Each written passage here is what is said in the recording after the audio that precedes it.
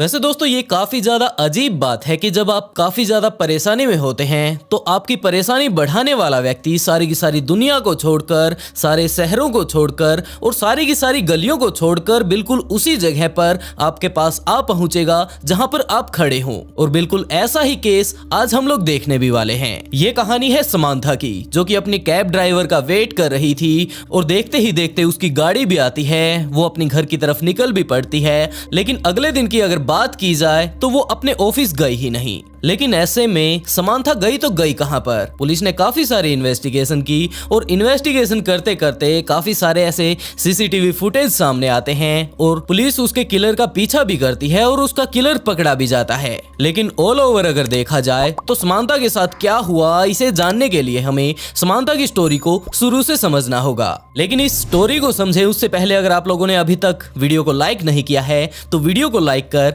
Offbeat podcast को subscribe जरूर कर लें, क्योंकि यहाँ पर इसी तरह के काफी सारे और भी मिस्टीरियस और क्राइम रिलेटेड केस मैं यहाँ पर लाता रहता हूँ। और इसी के साथ चलिए दोस्तों शुरू करते हैं आज की वीडियो। न्यू जर्सी यूएसए ये वो जगह थी जहाँ पर 1998 में समांथा जोसेफसन का जन्म हुआ। जब से समांथा का जन्म हुआ था उसके माता पिता सीमोर और मार्सी काफी ज्यादा खुश थे, क्योंकि अभी से पहले समांथा के जन्म से पहले ये अपने परिवार में सिर्फ और सिर्फ 2 ही लोग थे। लेकिन समांथा के आने के बाद इनकी खुशियां काफी ज्यादा बढ़ गई और देखते ही देखते कुछ ही दिनों बाद इनके घर पर समांथा की एक छोटी बहन सिडनी भी पैदा हुई। उसके माता पिता अपनी दोनों ही बेटियों का बड़े ही अच्छे से पालन पोषण करते हैं और उन्हें किसी भी तरह की कोई भी कमी नहीं छोड़ते। 2015 में समांथा साउथ कैरोलिना अपना कॉलेज कंप्लीट करने के लिए चली जाती है और 2017 आते आते वहां पर उसकी मुलाकात ग्रेग नाम के एक व्यक्ति से होती है। ये दोनों ही जब से ये आपस में मिले थे एक दूसरे के काफी ज्यादा नजदीक आने लगे थे। इन लोगों को एक दूसरे का साथ काफी ज्यादा पसंद आ रहा था और यही कारण था कि वो लोग ज्यादा से ज्यादा टाइम एक दूसरे के साथ बिताने लगे।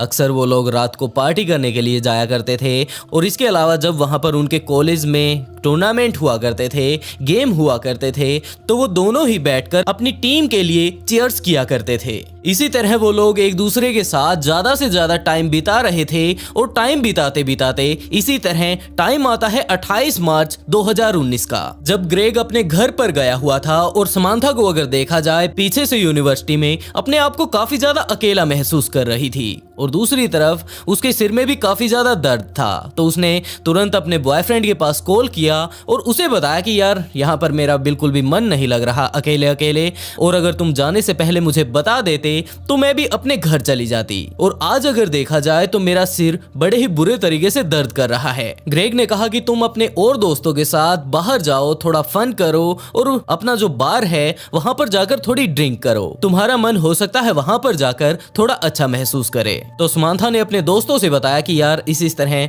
मेरा मूड काफी ज्यादा ऑफ है और मुझे समझ नहीं आ रहा कि मुझे क्या करना चाहिए। तो उसके दोस्तों ने कहा कि चलो पार्टी करते हैं और क्या करना है, और वो लोग सारे के सारे मिलकर निकल पड़ते हैं पार्टी करने के लिए। और वो लोग जा पहुंचते हैं एक ऐसे बार में जो कि वहां पर कॉलेज वाले लड़कों के लिए काफी ज्यादा फेमस था, क्योंकि वहां की अगर एंट्री देखी जाए और वहां पर मिलने वाले ड्रिंक्स को अगर देखा जाए तो वो काफी ज्यादा सस्ते प्राइस में थी। और यही कारण था कि वहां के कॉलेज स्टूडेंट्स के बीच में ये काफी ज्यादा एक फेमस जगह थी। समांथा अपने सारे के सारे दोस्तों के साथ वहां पर जा पहुंचती है, लेकिन 3 से 4 घंटे वहां पर भी बिताने के बाद आखिरकार समांथा ने फिर से अपने बॉयफ्रेंड ग्रेग के पास कॉल किया और उसे बताया कि यार अभी भी मेरा मन बिल्कुल भी नहीं लग रहा और अगर देखा जाए मेरे सिर के बारे में तो ये काफी ज्यादा दर्द कर रहा है। तो ग्रेग ने कहा कि कोई बात नहीं, अब तुम पार्टी करो और कल तक मैं वापस आ जाऊंगा, और तुम्हारे सिर में कुछ ज्यादा ही दर्द है जिसके कारण शायद तुम्हारा मन नहीं लग रहा और तुम थोड़ी चिड़चिड़े टाइप की होती जा रही हो। समांथा ने भी अपने दोस्तों से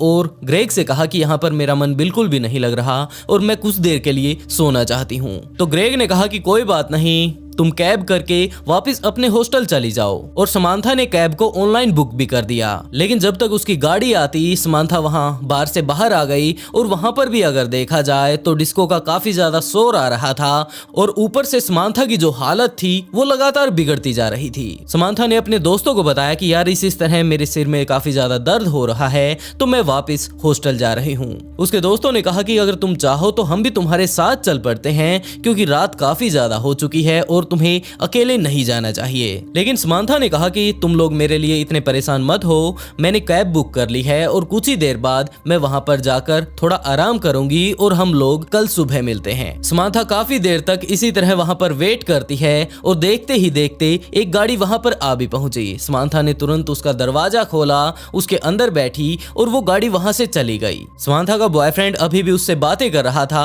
और उसने इससे पहले ही कि वो गाड़ी में बैठती उसकी लाइव लोकेशन अपने पास मंगवा ली थी। लेकिन समांथा के गाड़ी में बैठने के कुछ ही देर बाद जब ग्रेग ने उससे उसकी हालत के बारे में पूछना चाहा कि क्या वो अब अच्छा फील कर रही है क्योंकि डिस्को के सोर्स से वो काफी ज्यादा दूर आ चुकी है, तो समांथा ने कॉल पिक ही नहीं किया।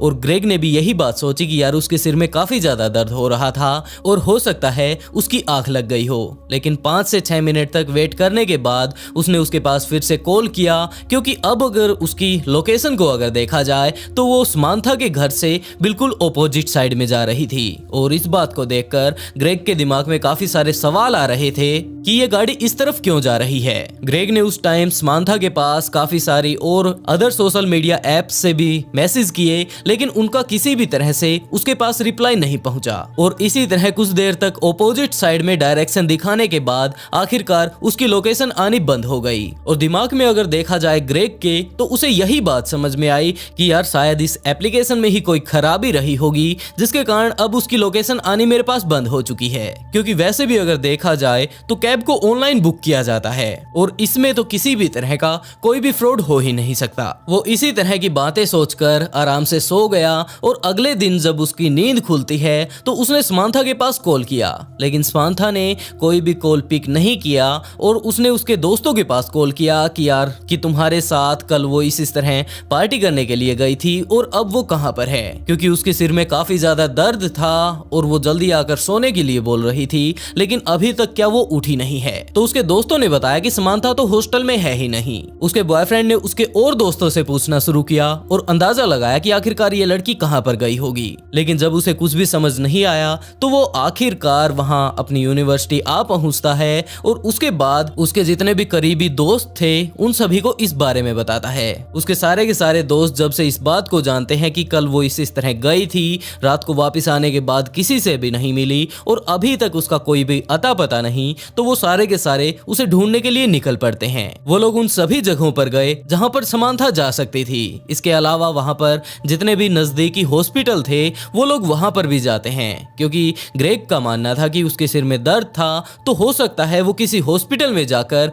एडमिट हो गई हो। लेकिन वहां आसपास में कहीं पर भी उसका ऐसा सबूत नहीं मिला जो इस बात को बता सके कि आखिरकार अब समांथा कहां पर है। तो वो लोग आखिर में हार कर जा पहुंचते हैं उसी बार में जहां से समांथा बाहर निकली थी और वो लोग रात को पार्टी करने के लिए गए थे। और वहां से जो सीसीटीवी फुटेज उन लोगों को मिली, वहां पर उस गाड़ी को भी उस सीसीटीवी कैमरे ने कैप्चर कर लिया था, जिसके सहारे उन लोगों को उस गाड़ी का नंबर मिल जाता है। और उसकी गाड़ी के नंबर को लेकर वो जा पहुंचता है पुलिस स्टेशन। वहां पर जाकर बोलता है कि सर इस तरह एक मेरी गर्लफ्रेंड है और वो कल रात इस तरह गाड़ी से आई थी, लेकिन अब अगर देखा जाए तो वो ना तो उसके हॉस्टल में है और ना ही किसी और दोस्त के पास। तो क्या प्लीज आप उसे ढूंढने में मेरी मदद करेंगे। पुलिस इतनी बात जानते ही उसे एक कमरे में लेकर गई जहां पर समांथा के माता पिता बैठे थे और वो लगातार रोते जा रहे थे। दरअसल पुलिस को एक डेड बॉडी मिली थी, वो उस जगह से जहां पर समांथा पार्टी कर रही थी उस जगह से लगभग 100 या 105 किलोमीटर की दूरी पर थी।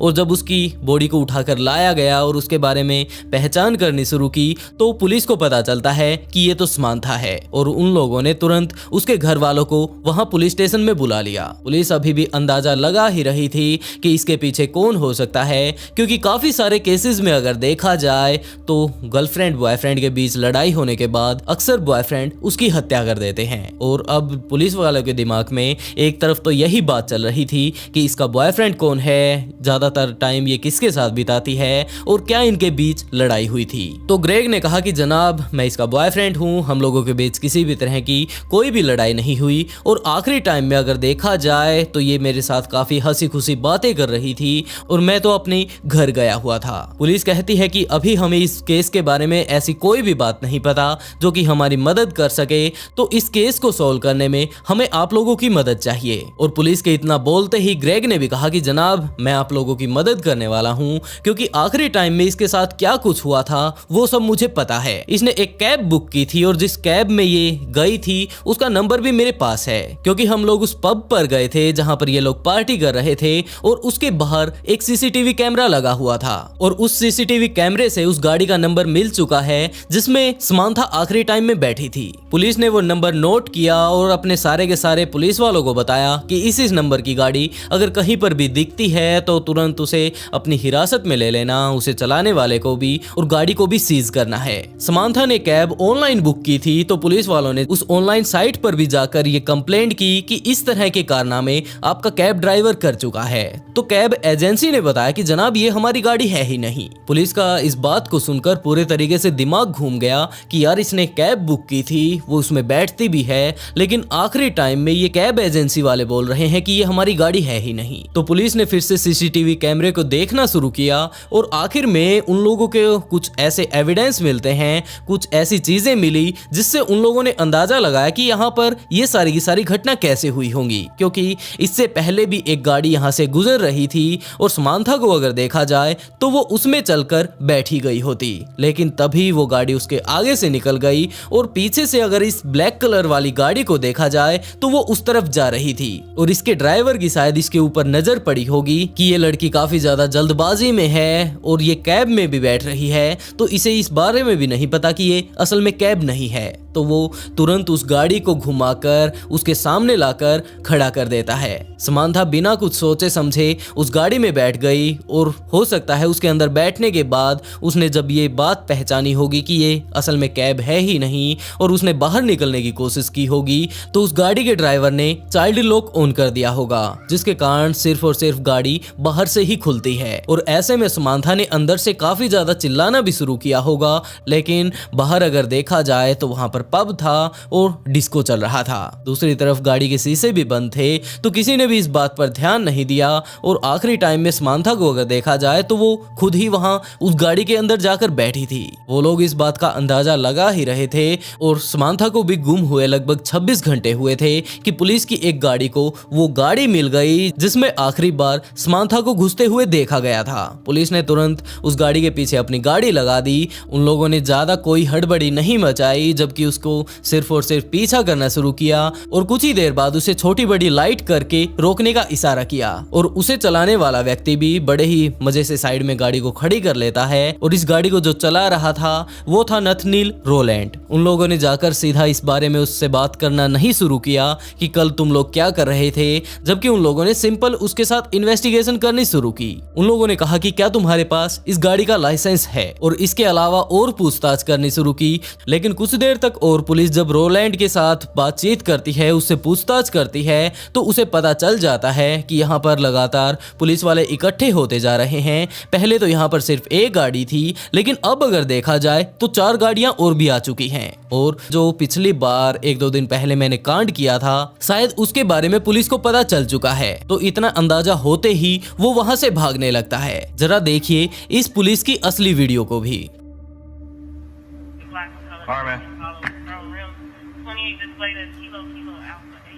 Who's smoking the marijuana? I had smoked some earlier, sir, when I was at home.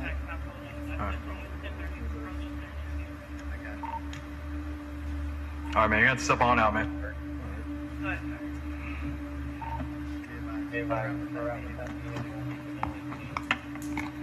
right, here's the deal, man. I pulled your car over because it matches the suspect. Get your hand in your pocket. What are you, crazy? Get over here.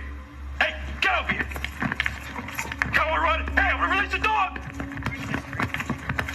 I can't. I was just gonna see if he'll stop. Bravo Mike wearing a gray sweatpants, gray sweatshirt.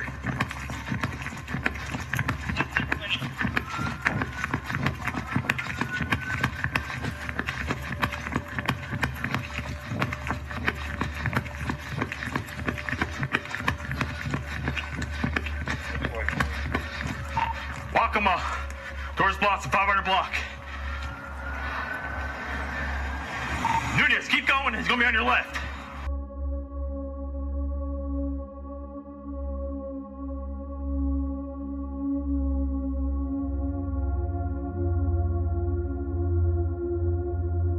Police उसको पकड़ लेती है और ले जाकर उससे पूछताछ करनी शुरू करती है। तो पुलिस को पता चला कि इसका जन्म 1995 में हुआ था और इसके पुराने अगर रिकॉर्ड्स को भी देखा जाए तो वो इतने अच्छे नहीं थे, क्योंकि ये स्ट्रीट लाइट पर पर्स छीनना हुआ या फिर किसी को मारना पीटना हुआ, ये सारी की सारी बातें इसके लिए काफी ज्यादा नॉर्मल हैं। इसे 2 से 3 बार अरेस्ट इसलिए भी किया गया है क्योंकि ये शराब पीकर गाड़ी चलाता हुआ पुलिस को काफी बार मिल चुका है। एक घटना तो ये भी है जब ये एक घर में चोरी करने के लिए जा घुसा और वहां पर जितना भी कीमती सामान मौजूद था उन सब को चुराने के बाद वहां से निकलने लगता है। लेकिन तभी इसकी नजर वहां पर मौजूद PlayStation 4 के ऊपर पड़ी तो इसने उसे भी अपने साथ ले लिया। लेकिन जिस दुकान पर जाकर इसने ये सारा का सारा माल बेचा था उस व्यक्ति को पता चल गया कि ये सारा का सारा सामान चोरी का है और उसने जाकर इस बारे में पुलिस को बताया। तो ये सारा का सारा सामान तो उस महिला का वापस लौटा दिया गया, लेकिन इसे भी जेल की हवा खानी पड़ी थी। लेकिन पुलिस ने जब इससे पूछताछ करनी शुरू की तो इसने साफ साफ इन सभी बातों से इनकार कर दिया।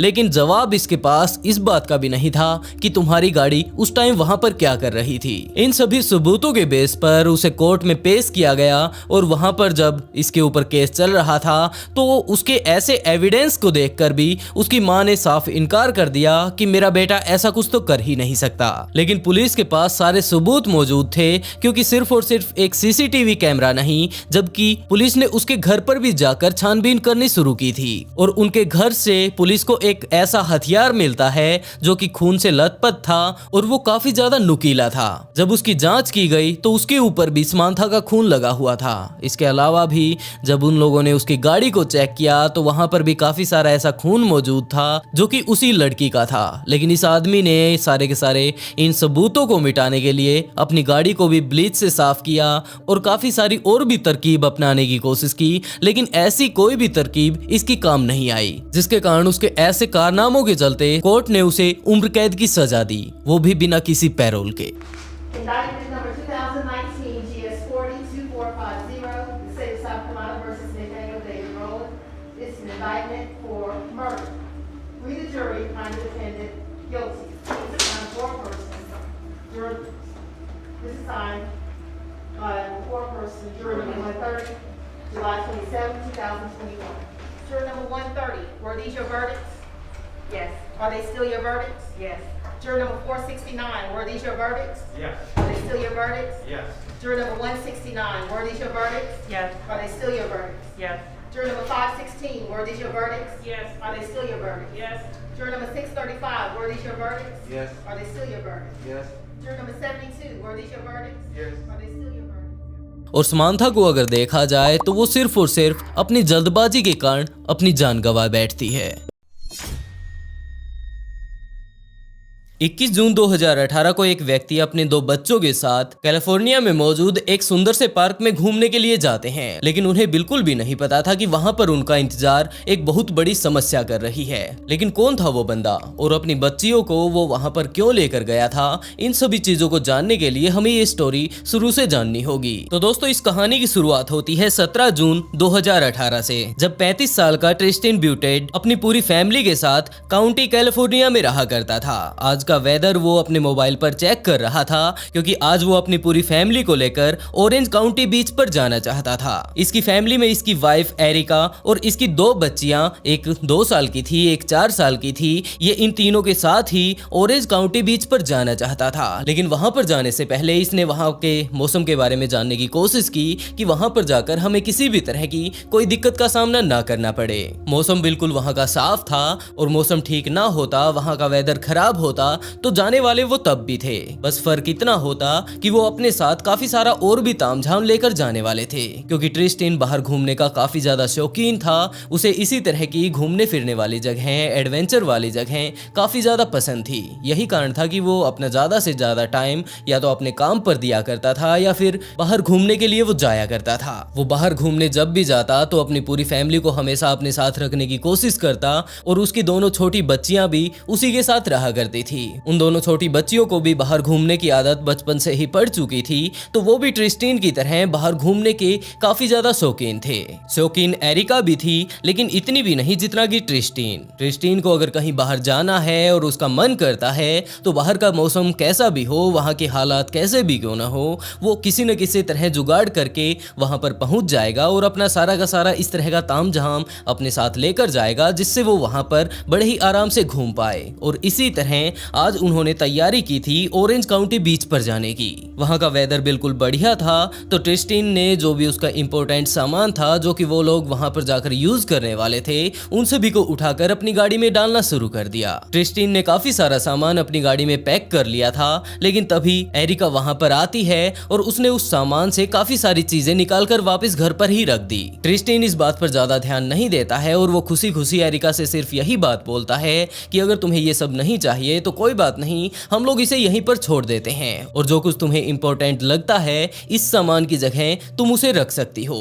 एरिका और ट्रिस्टीन के बीच यही सबसे बड़ी खास बात थी कि वो एक दूसरे को काफी ज्यादा अच्छे से समझ पाते थे। उन दोनों के बीच लड़ाई तो कभी होती ही नहीं थी, क्योंकि वो दोनों ही एक दूसरे का पूरा ख्याल रखा करते थे और समझने की कोशिश किया करते थे कि आखिरकार उसके पार्टनर को क्या चाहिए। और इनके इसी तरह के बर्ताव के कारण एक टाइम ऐसा था जब ये आपस में एक दूसरे के नजदीक आए थे। दरअसल इनकी मुलाकात सबसे पहले एक हाई स्कूल में हुई थी। ये लोग आपस में एक दूसरे के साथ काफी सारा टाइम बिताते हैं और धीरे धीरे कर इन्हें समझ आने लगता है कि ये दोनों एक दूसरे के लिए ही बने हैं। कुछ ही दिनों बाद ये लोग कॉलेज में पहुंच जाते हैं और वहां पर जाते ही एरिका एक डॉक्टर बनना चाहती थी, तो उसने अपना कोर्स शुरू किया और वहीं ट्रिस्टीन एक साइंटिस्ट बनना चाहता था, तो उसने अपना कोर्स शुरू किया। कॉलेज में तो ये एक दूसरे के और ज्यादा नजदीक आ जाते हैं और एक टाइम ऐसा आया जब इन्होंने अपने घर वालों को इस बारे में बताया और आखिरकार इन्होंने शादी कर ली। इनका कॉलेज कंप्लीट हो गया और ट्रिस्टीन ने जो भी अपनी आगे पढ़ाई करनी थी उसे किया, जिसके बाद आखिरकार उसकी जॉब लग भी जाती है। एरिका अभी पढ़ाई कर ही रही थी अपनी डॉक्टरेट की कि इनके घर पर 2 बच्चे होते हैं और उसके बाद टाइम यूं ही बीतता रहता है। ये लोग जगह जगह पर इसी तरह घूमने के लिए जाते रहते हैं और उसके बाद टाइम आया 17 जून 2018 का। उस दिन फादर डे था और ट्रिस्टीन अपनी पूरी फैमिली के साथ ऑरेंज काउंटी जाना चाहता था, तो वो लोग इसी बात की अब तैयारी कर रहे थे। वो लोग वहां पर पहुंच जाते हैं और कुछ एक देर मस्ती करने के बाद एरिका वहीं साइड में जाकर बैठ जाती है, अपनी किताब पढ़ने लगती है, क्योंकि उसे इस तरह की जगह पर घूमना पसंद था, लेकिन इतना भी नहीं जितना कि ट्रिस्टीन और उसकी बच्चियों को। तो वो आराम से बैठकर वहीं किताब पढ़ने लगती है और दूसरी तरफ ट्रिस्टीन अपनी बच्चियों के साथ वहीं बीच के किनारे खेलने लगता है। कभी तो वो लोग जो समुद्र की लहरें समुद्र में जा रही थी उनके पीछे पीछे भागते और दूसरी तरफ जब समुद्र से लहरें बाहर आती तो वो उनके आगे आगे भागते। इसी तरह से ट्रिस्टीन अपनी दोनों बच्चियों के साथ खेल रहा था। उसकी दोनों बच्चियां काफी ज्यादा खुश थी और वो लगातार हंसती जा रही थी। एरिका अपनी बुक पढ़ रही थी और बीच बीच में वो अपनी फैमिली को भी देख रही थी कि क्या वो सही सलामत हैं। ट्रिस्टीन इसी तरह अपनी दोनों बच्चियों के साथ लगातार खेल रहा था। कभी तो वो लोग मिट्टी का घर बनाने लगते, अपने लिए महल बनाने लगते और कभी कभार वहां बीच के किनारे जो शंख सीपियां आ जाती हैं उन्हें इकट्ठा करने लगते हैं। उसकी पूरी फैमिली बिल्कुल खुश थी, लेकिन तभी एरिका जब अपनी फैमिली की तरफ देखने लगती है तो वो काफी ज्यादा घबरा जाती है। वो सोचने लगती है कि मेरी फैमिली कितनी ज्यादा हंसमुख है, कितनी प्यारी है, बस इसे किसी की नजर ना लगे और ये इसी तरह हंसती मुस्कुराती रहे। जिसकी खास वजह ये भी है कि एरिका जब सिर्फ 8 साल की थी तो इसी तरह वो अपने पिता के साथ खेल रही थी, लेकिन उनके पिता के साथ कोई ना कोई उस टाइम ऐसी दुर्घटना घटी जिसके कारण उन्होंने अपनी जान गंवा दी। और एरिका के दिमाग में ये बात बैठ गई कि हंसते खेलते परिवार किसी भी टाइम बर्बाद हो सकते हैं। और जब भी वो किसी को हंसते खेलते देखती है तो उसे चिंता होने लगती है कि इस फैमिली को कुछ हो न जाए, क्योंकि ऐसे ही हंसी खुशी वाले माहौल में उसने अपने पिता को गंवा दिया था। और आज उसकी फैमिली इसी तरह बीच के किनारे बड़े ही मजे से खेल रही है। उसकी दोनों बेटियां बड़े ही मजे से हंस रही हैं और इन्हीं चीजों को देखकर एरिका थोड़ी घबराई हुई थी। लेकिन ऐसा वहां पर कुछ भी नहीं हुआ और कुछ देर और मस्ती करने के बाद वो लोग वापस अपने घर पर आ पहुंचते हैं। अब एरिका का कुछ दिन बाद ही एग्जाम एग्जाम था अपनी पढ़ाई को लेकर डॉक्टर वाली जो वो बनना चाहती थी, तो वो पूरा का पूरा फोकस अपनी किताबों पर लगाना चाहती थी, अपनी पढ़ाई पर लगाना चाहती थी।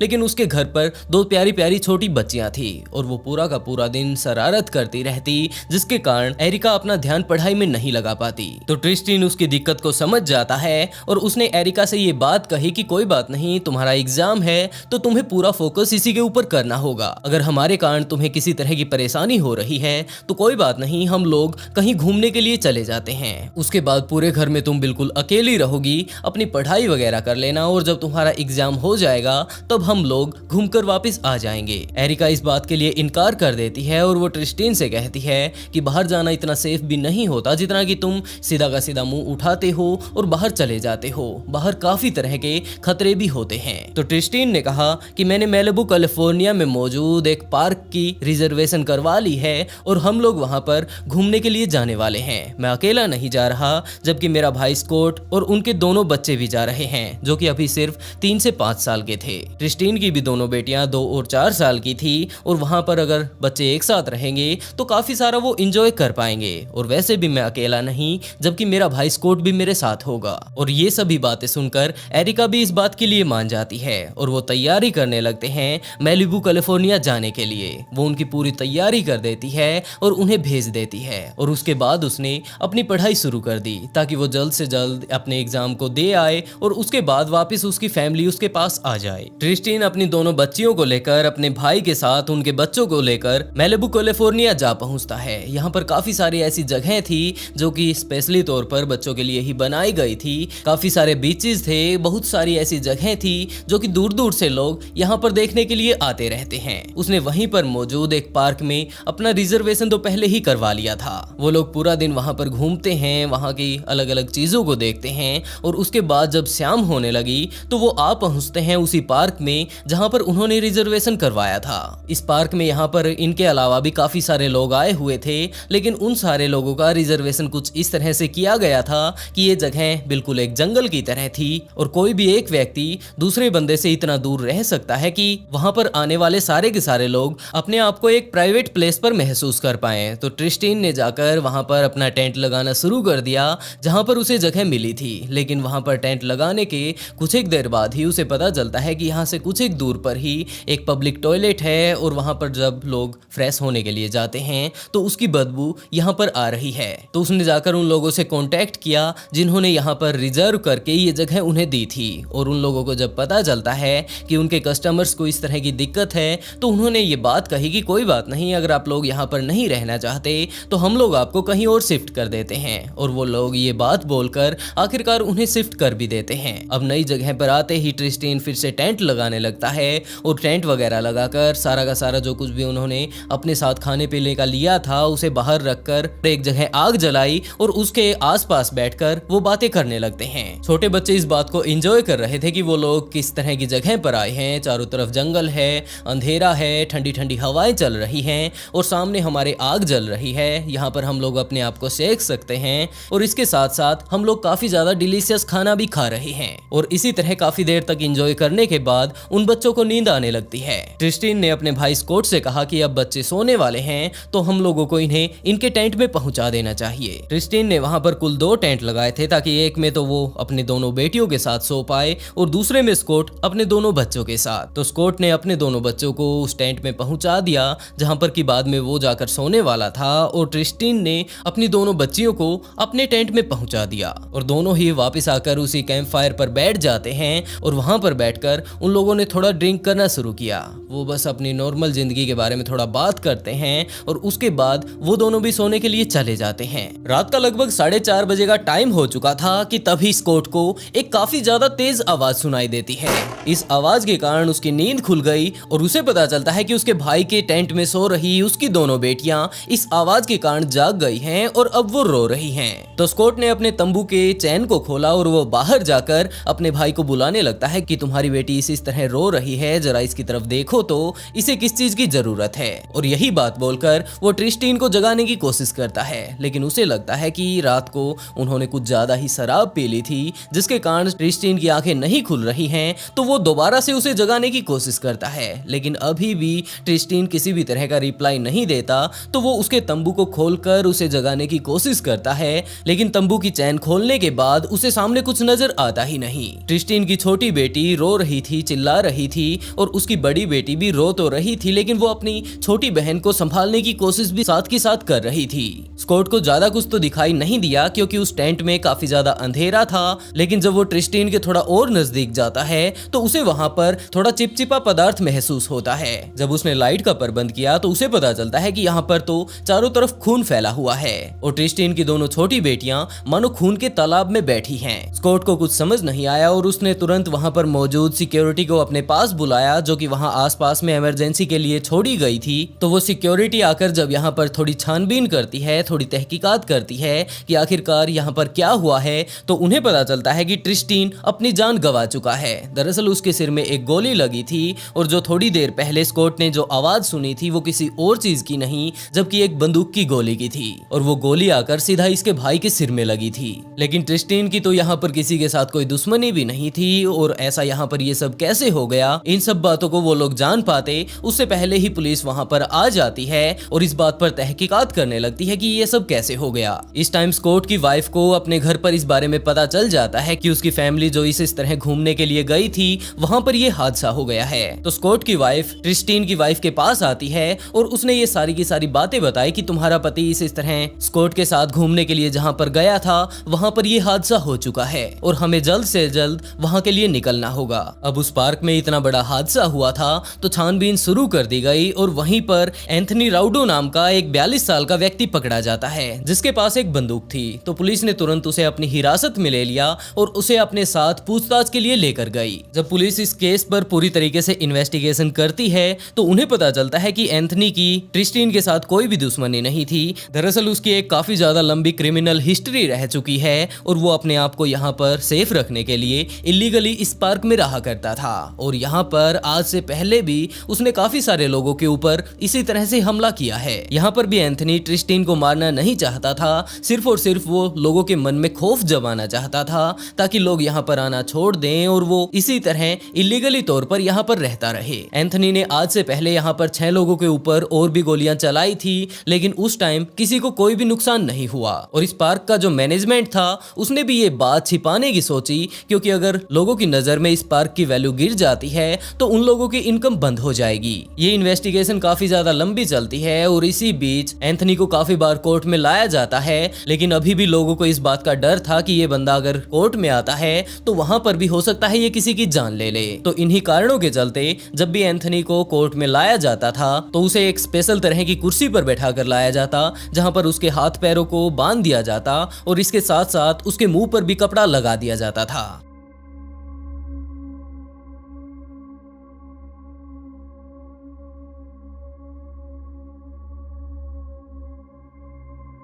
ये केस यूं ही काफी दिनों तक चलता है और उसका रिजल्ट अभी 1-2 महीने पहले ही आया है जब एंथनी को 119 साल की सजा दे दी गई। और असल बात अगर देखी जाए तो वो क्रिस्टीन को मारना नहीं चाहता था, उस टाइम भी वो सिर्फ क्रिस्टीन को डराना चाहता था, लेकिन उस टाइम उसका निशाना चूक गया जिसके कारण क्रिस्टीन ने अपनी जान गंवा दी। और हो सकता है क्रिस्टीन उस दिन अगर इस पार्क में घूमने के लिए ना आता तो वो अपनी जान बचा लेता। पुलिस वाले भी आखिर में एक ही बात बोल पाए कि क्रिस्टीन उस दिन गलत टाइम पर गलत जगह पर था, जिसके कारण उसने अपनी जान गंवा ली।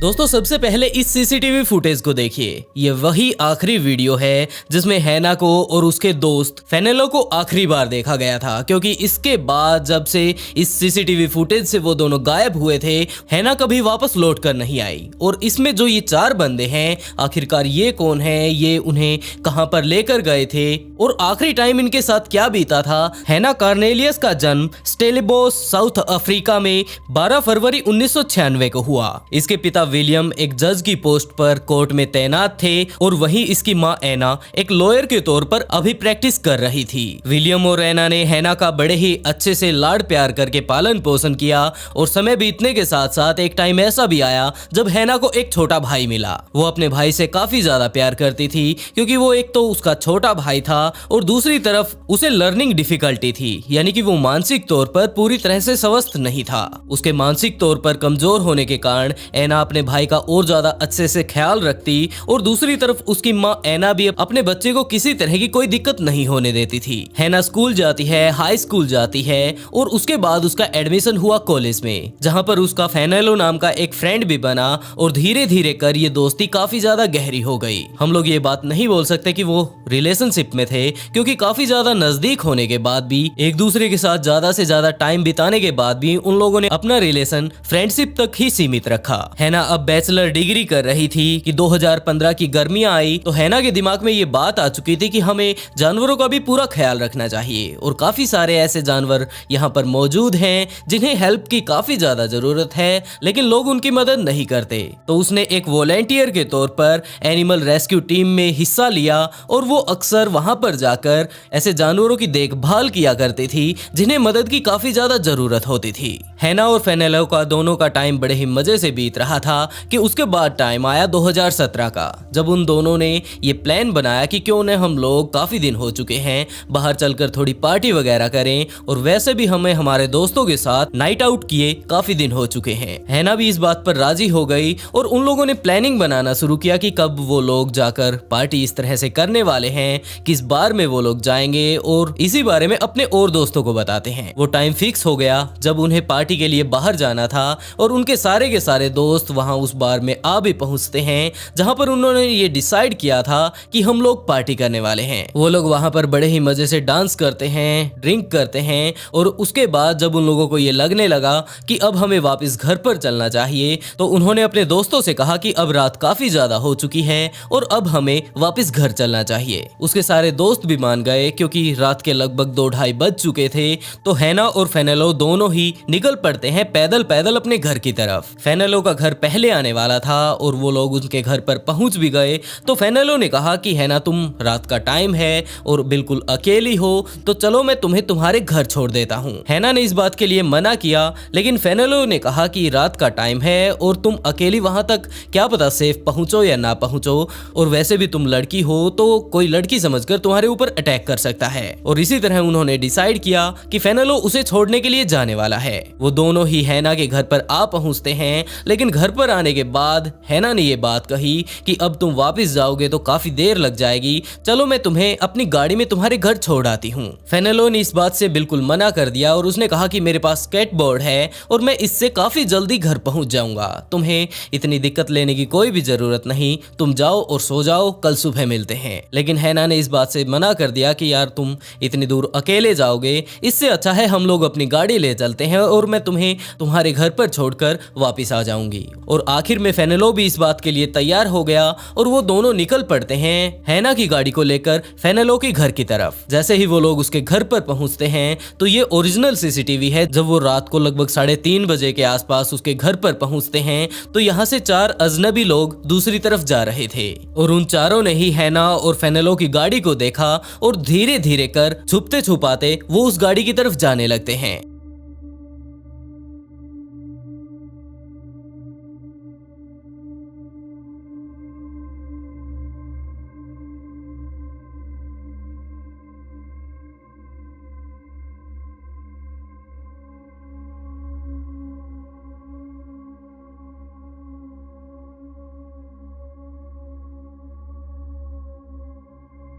हैना ने तब तक अपनी गाड़ी खड़ी की और फेनेलो से सिर्फ और सिर्फ वो गुड बाय कर ही रही थी कि तभी ये लोग वहां पर जा पहुंचते हैं और उन्हें चाकू और स्क्रू ड्राइवर दिखाने के बाद लूटने की कोशिश करते हैं। हैना ने बिल्कुल हाथ खड़े कर दिए थे कि कोई बात नहीं, जो कुछ भी तुम्हें चाहिए तुम ले जाओ, लेकिन हम दोनों को किसी भी तरह का कोई नुकसान मत पहुंचाना। तो उन चारों लोगों ने उनके जितने भी पैसे वगैरह थे, जो कुछ भी उनके पास कीमती सामान था, वो सारा का सारा ले लिया और इसके साथ ही उन्होंने फेनेलो का ATM कार्ड भी ले लिया। लेकिन इतना कुछ लेने के बाद भी वो लोग उन्हें यूं ही नहीं छोड़ देते, जबकि वो लोग उनकी गाड़ी में ही बैठ जाते हैं। लेकिन उनमें से एक व्यक्ति ऐसा भी मौजूद था जो कि बाहर निकलता है और अकेला ही वहां से चला गया। और अब के हालात कुछ ऐसे थे कि हैना और फेनेलो को 3 लोगों ने किडनैप कर रखा था। वो लोग उनकी गाड़ी को लेकर वहां से निकल पड़ते हैं और वो लोग कुछ ही देर बाद दिखाई पड़ते हैं एक गैस स्टेशन के पास, जहां की वो फेनेलो के ATM कार्ड से पैसे निकालने जाने वाले थे। उन्होंने फेनेलो से ATM कार्ड का पिन मांगा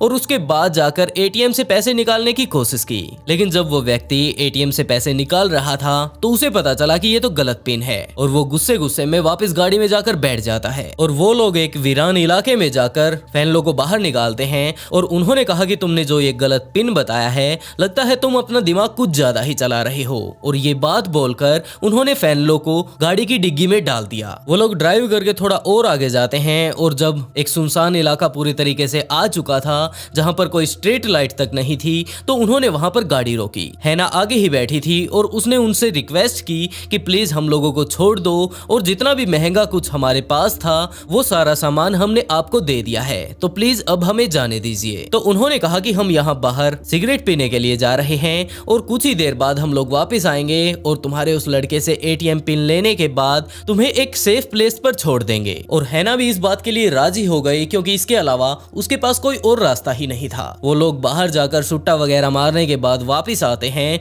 और उसके बाद वो लोग उस गाड़ी को एक जंगल की तरफ लेकर जाते हैं। हैना ने उनसे ये बात पूछी कि अब आप लोग कहाँ जा रहे हैं, और इसी तरह बातों बातों से ही हैना को इस बात का पता चल गया कि जो पिछली बार फेनेलो ने गलत पिन बताया था उसके कारण ये काफी ज्यादा गुस्से में है और पता नहीं अब ये हमारी क्या हालत करने वाले हैं। तो वो लोग एक सुनसान जंगल में गए और वहां पर जाने के बाद उन्होंने फेनेलो को गाड़ी की डिग्गी से निकाला और उसे एक गहरे जंगल में लेकर गए और वहां पर उसे पीटना शुरू किया। कुछ ही देर बाद फेनेलो की आंखें बंद हो गई और आखिरी टाइम जब उसकी आंखें बंद हुई तो उसे सामने सिर्फ एक ही बात दिखाई दे रही थी कि उन तीनों लोगों में से एक व्यक्ति ने अपने हाथ में एक बड़ा सा पत्थर उठा रखा है। और उसके बाद उसकी आंखों के सामने अंधेरा छा गया। अगली सुबह होती है और फेनेलो की आंख खुलती है। आंख खुलते ही उसने अपने आप को संभाला और उसके बाद उसे पता चला कि कल रात को ज्यादा पिटाई के कारण वो बेहोश हो गया था और अब भी उसके हालात काफी ज्यादा बदतर हैं क्योंकि वो पूरे तरीके से खून से सना हुआ था। वो उठता है और अपनी ऐसी ही हालत में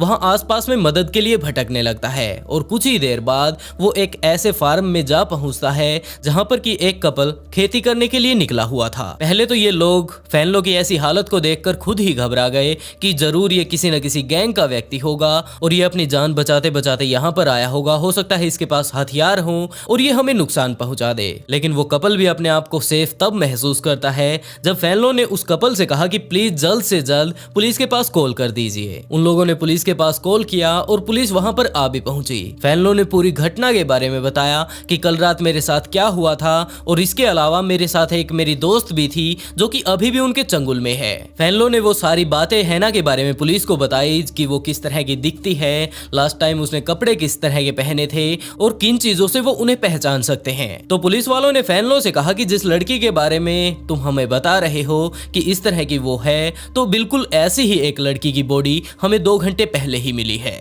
फेनेलो की अभी भी हालत काफी ज्यादा नाजुक थी तो पुलिस सबसे पहले उसे हॉस्पिटल लेकर गई और वहां पर पट्टी वगैरह जब उसकी हो चुकी थी तो उसके बारे में जानने की कोशिश की कि वो लोग किस तरह के दिखते थे, आखिरी टाइम में वो तुम्हारी कौन सी गाड़ी चुरा कर लेकर गए, उसका नंबर वगैरह क्या था। और तब तक हैना के घर वाले भी वहां पर आ चुके थे। हैना के माता पिता ने पूरी जानकारी इस बारे में दी कि वो गाड़ी किस तरह की है, मॉडल कौन सा है, उसका नंबर कौन सा है। और पुलिस वालों ने भी अपने जो पुलिस की गाड़ियां गश्त लगा रही थी उन सभी के पास ये नंबर ट्रांसफर कर दिया। और जब तक कि पुलिस की कोई गाड़ी उसके बारे में कोई इंफॉर्मेशन निकालती उससे पहले ही एक महिला का कॉल पुलिस के पास आया और उसने कहा कि सर 3 लोग थे, गाड़ी में आए और उसके बाद उन्होंने मुझे किडनैप कर लिया। उन्होंने मुझे अपने साथ रखा और उसके बाद मुझसे मेरा एटीएम पिन लेने के बाद और एटीएम कार्ड लेने के बाद जब उन लोगों ने मेरे एटीएम से पैसे निकलवा लिए तो उन्होंने आराम से मुझे एक जगह पर छोड़ दिया जहां पर कि मैं मदद भी नहीं ले सकती थी। और अब लगभग आधे घंटे तक पैदल चलने के बाद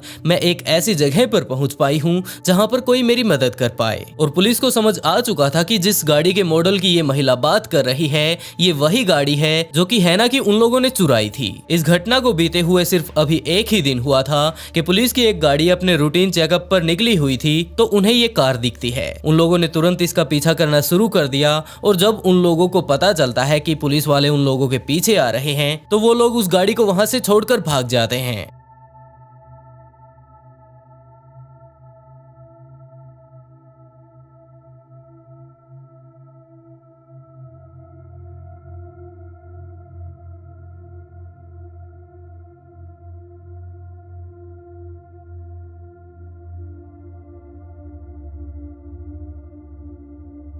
लेकिन पुलिस की आधे घंटे की मशक्कत के बाद आखिरकार वो तीनों ही लोग पुलिस की हिरासत में आ गए और उनके ऊपर मुकदमा चलने लगा। और पूछताछ में उन्होंने बताया कि जो ये लड़का बच गया है, हमने इसे छोड़ने की नहीं सोची थी क्योंकि इसने गलत पिन बताया था, उसके कारण हमें काफी ज्यादा गुस्सा आ चुका था और हमने अपनी तरफ से इसे निपटा ही दिया था। लेकिन दूसरी तरफ वो लड़की इसके साथ ही थी और उस टाइम हमें काफी ज्यादा गुस्सा आया हुआ था, तो हम लोग उसे सुनसान जगह पर लेकर गए और उसका यौन उत्पीड़न करने के बाद हम लोगों ने उसे भी निपटा दिया। पुलिस इनसे इनके चौथे मेंबर के बारे में भी पूछती है कि आखिरकार फिर वो कौन था, और कुछ ही देर बाद वो भी पुलिस की हिरासत में आ जाता है। इन चारों के ऊपर ही कोर्ट में मुकदमा चलता है, लेकिन जब ये केस चल रहा था तो इन्हें इस बात का कोई भी अफसोस नहीं था क्योंकि ये उस टाइम भी काफी ज्यादा मुस्कुराते हुए नजर आ रहे थे। लेकिन इनमें से एक बंदा गाड़ी से पहले ही उतर चुका था, उसने उनके ऊपर सिर्फ और सिर्फ हमला किया था, किसी भी तरह का कोई उन्हें नुकसान नहीं पहुंचाया और उनके ऊपर डकैती की थी, तो उसे 22 साल की सजा सुनाई गई।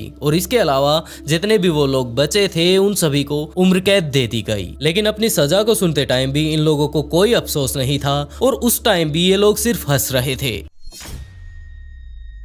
दोस्तों, आप लोगों को भी पता है कि पुलिस को हमारी सुरक्षा के लिए तैनात किया जाता है, लेकिन पुलिस ही किसी की जानी दुश्मन बन जाए तो उसका क्या होगा, जरा आप ही सोच कर देखिए। जहां आज हम बात करेंगे एक ऐसे ही केस के बारे में जहां पर एक पुलिस ऑफिसर को इसलिए हिरासत में लिया जाता है क्योंकि वहां पर मौजूद लोगों का कहना था कि इसने 6 लोगों की बड़े ही बेरहमी से जान ले ली। घटना साउथ अफ्रीका के जोहान्सबर्ग की है, जहां पर आप लोग भी जानते हैं कि साउथ अफ्रीका के काफी सारे ऐसे पिछड़े हुए इलाके आज भी मौजूद हैं जहां पर लोग और उनके जो रहने के हालात हैं वो सच में ही काफी ज्यादा दयनीय हैं, क्योंकि यहाँ पर 37% से कहीं ज्यादा लोग हद से ज्यादा बेरोजगारी में डूबे हुए हैं। और वही बात अगर उनके घर परिवार के बारे में की जाए तो वहां पर लगभग 30% लोगों ने तो घर ऐसी जगह पर बना रखे हैं जैसे कि जहां पर उनका मन आया वहां पर उन्होंने अपना डेरा डाल लिया, क्योंकि उन लोगों के पास रहने के लिए अपने खुद के मकान तक नहीं। और इन्हीं में से एक थी रोजमेरी नोडलो, जहां उसने भी अपनी जिंदगी में काफी सारी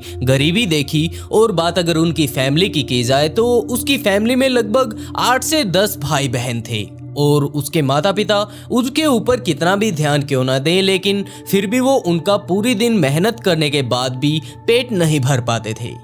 रोजमेरी इस बात से काफी ज्यादा तंग रहा करती थी कि हमारे घर के हालात कितने बुरे हैं, जिसके चलते हम लोग कह सकते हैं कि उसने गरीबी की हर हद पार कर देने वाली स्थिति को देखा था, जहां उसने अपनी जिंदगी में ये सब डिसाइड कर लिया था कि मैं इस तरह की जिंदगी तो बिल्कुल भी नहीं बिता सकती। जिसके चलते उसने जितनी ज्यादा अच्छी उससे हो सकी उतनी मेहनत करने की सोची और वो हर एक तरह की जॉब के लिए भी अपने आप को तैयार करने लगी। इसी तरह उसकी लगातार कड़ी मेहनत के कारण वो पुलिस में ज्वाइन भी हो जाती है और पुलिस में ज्वाइन होने के बाद वो अपने घर की एकमात्र पहली ऐसी महिला थी जिसने नौकरी जैसी चीज को फील किया था। और वहां पर जिस तरह की सहूलियत उसे मिला करती थी इसके बारे में उसके घर वालों ने आज से पहले तो कभी सोचा ही नहीं था, लेकिन वो हद से ज्यादा गरीबी की हालत से निकल कर आई थी, जिसके चलते वो अपने घर वालों की तरफ इतना ज्यादा ध्यान नहीं देती है जितना कि उसे देना चाहिए, जबकि वो अपनी जॉब से जितने भी पैसे आते थे वो खुद के ऊपर खर्च किया करती थी। इसी तरह लगातार चलते चलते 2011 में इसकी मुलाकात मबासा मारिस नाम के एक व्यक्ति से होती है, जहां इसका लवर भी अमेरिका के दूतावास में नौकरी लगा हुआ था। और जैसे ही रोजमेरी और मबासा आपस में मिलते हैं तो इन्हें पहली नजर में ही एक दूसरे से प्यार हो जाता है, जिसके बाद ये लोग आपस में नंबर एक्सचेंज करते हैं और उसके बाद शुरू होती है इनकी लव स्टोरी, जहां ये सबसे पहले तो बड़े ही मजे से अपना टाइम स्पेंड कर रहे थे। लेकिन वहीं दूसरी तरफ अगर बात मबासा के बारे में की जाए, यानी कि उसका जो बॉयफ्रेंड जो उसे मिला था, तो वो भी अपने फैमिली में लगभग 12 से 13 भाई बहन थे। और मबासा रोजमेरी की तरह तो बिल्कुल भी नहीं था, उसे अपने घर की पूरी तरह से जिम्मेदारी याद थी, जहां उसका कहना था कि मैं अपने घर में सिर्फ अकेला व्यक्ति हूं जो कि इस तरह यहाँ पर आकर नौकरी लगा हूं, मुझे अपने पूरे की पूरी फैमिली का भी ध्यान रखना है। लेकिन रोजमेरी उससे बताती है कि हाँ, मैं भी कुछ ऐसी ही फैमिली से रिलेटेड हूँ, लेकिन जैसे जैसे मैंने अपने खुद के दम पर इतना कुछ हासिल किया है तो मैं नहीं चाहती कि ये सब मैं किसी के साथ बांटूं, लेकिन वही बात मबासा की जाए तो उसने कहा कि ये जो मुझे आज नौकरी मिली है, अगर